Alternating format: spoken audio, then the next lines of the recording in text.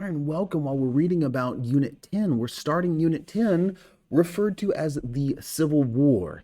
We're talking about the endangered Union, and the Civil War lasts from basically the election of Abraham Lincoln, which is the final straw for South Carolina. They leave the United States, they secede from the United States. A few months later, with the actual inauguration of Lincoln and the threat of reinforcing Fort Sumter, a Union fort in South Carolina, which has now left the United States, South Carolina attacks, and this begins the Civil War.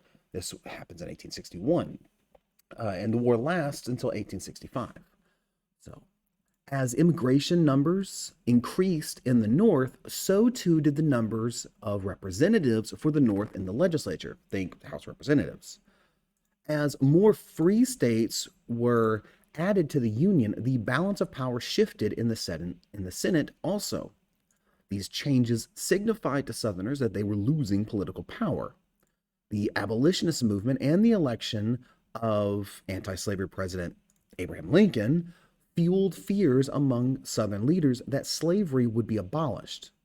Over these issues, South Carolina voted to secede. That was their claim. After them, 6 other Southern states also voted to join. They voted to leave the United States, joining South Carolina. When Confederate soldiers in South Carolina demanded the surrender of Fort Sumter, conflict ensued and the American Civil War commenced. It started. At the beginning, the war was popularly thought to be over issues of economics.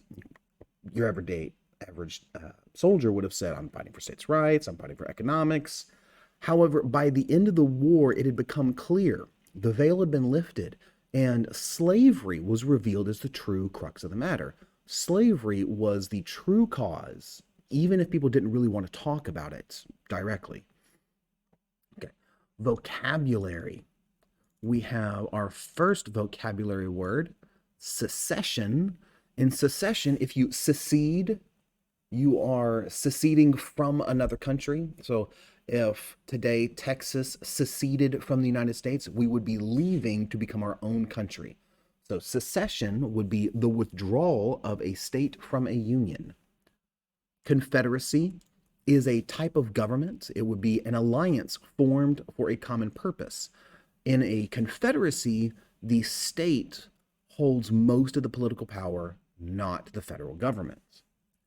States' rights, the rights and powers held by individual U.S. states rather than the federal government, especially the enumerated powers, the actually written down powers of Congress that are found in the Constitution and the 10th Amendment. Sectionalism, concern for regional needs and interests. This would be, I care more about my little part of the country and less about the whole country. And cede, if you are ceding or you are giving a concession, those are all just different forms of the same word, the root word being cede, you are giving up power or territory.